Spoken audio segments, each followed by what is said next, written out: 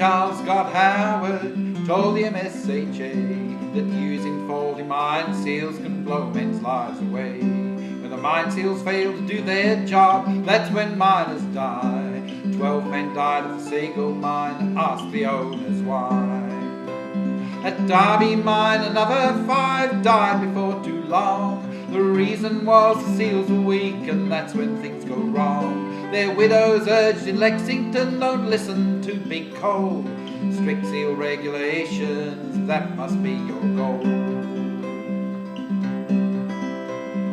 Cumberland River Coal Company thought they were doing fine, till Howard aired a video of the seals down in their mine. How dare this troublesome miner take films behind our backs of water spurting out through the broken mine seal's cracks.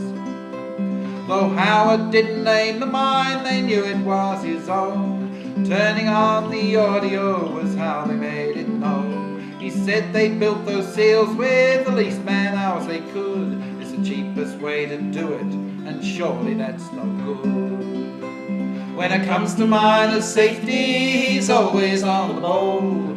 Big Coal don't like this man at all. Mr. Charles Scott Howard, he says what he feels. They shouldn't be allowed to build old crappy seals. It's an awful shame them fellas had to be smothered to death. For the safety of the miners, I'll fight to my last breath. When the officials saw that video, they kicked up quite a row.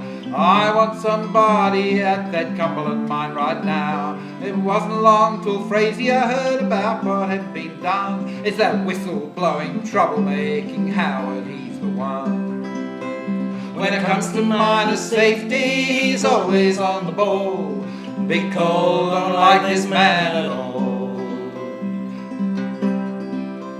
It's safety versus profits, Howard has no doubt. When miners are endangered, he knows he must speak out. They fired him and fined him, tried to put him in his place, but the courts just reinstate him, he always wins his case.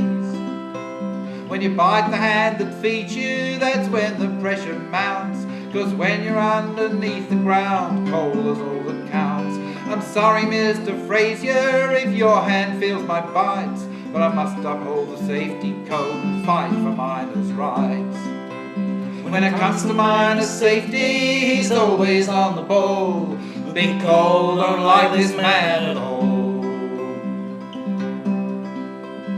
Fighting for miners' safety causes stress and strain. Somehow working underground caused an injury to his brain.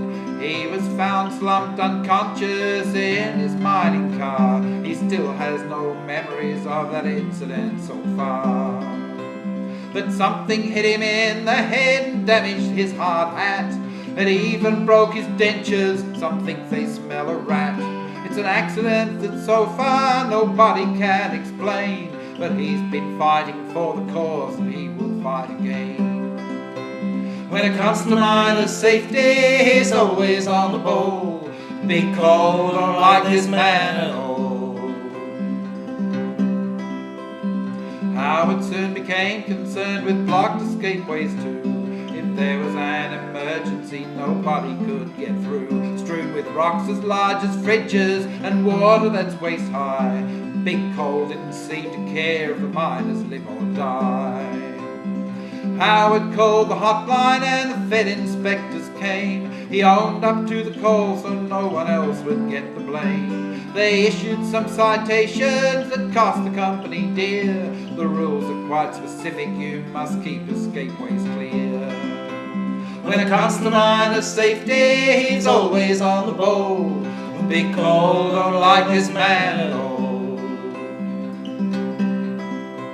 He wasn't happy with the way the ventilation curtains hung. Too much dust is dangerous, it brings about black lung. They wouldn't let him see the plans, so he thought it would be best to make an official Freedom of Information request. Tiny coal dust particles can enter with each breath. You don't want to retire out just to choke to death. His granddad suffered horribly from the black lung, you should know, and Howard himself was diagnosed with it several years ago. When it comes to miner's safety, he's always on the bowl. Big Cole don't like this man at all. Papa lived in misery, choking through the night, but he instilled in Howard a sense of what is right.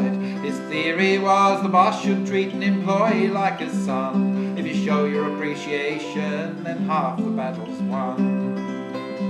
Howard drove the ram car holding coal to the conveyor belt, and any time the ventilation was no good he felt, he blocked the roadway with his car so nothing could leave the hole. You give me some air, he'd say, and I'll give you the coal. When it comes to miner's safety, he's always on the bowl. Big Cole don't like this man at all. When the problem wasn't rectified, he filed a complaint again. He felt that doing nothing was endangering the men. For violating its own plans, the mine was cited too. They promoted Howard to a job where he had no work to do. Howard finally lost his job in 2009. There was a mass layoff of men at Cumberland River Mine. According to seniority, so it seemed to all make sense, but he was the most senior sacked, was it just coincidence? When it comes to miner's safety, he's always on the bowl. Big Cole don't like this man at all. Coal must flow or you must go is what the bosses say. They can't make healthy profits with safety in the way. In the mines and other places the unions have declined, so when you stand up to the bosses, who will stand behind? Howard joined his lawyer, Mr. Tony Arpagard, and for the rights of miners continues fighting hard. I put one foot on a banana peel and my neck into a noose, but it's worth it when you know that what you're doing is of use. When it comes to miner's safety, he's always on the bowl. Big Cole don't like this man at all.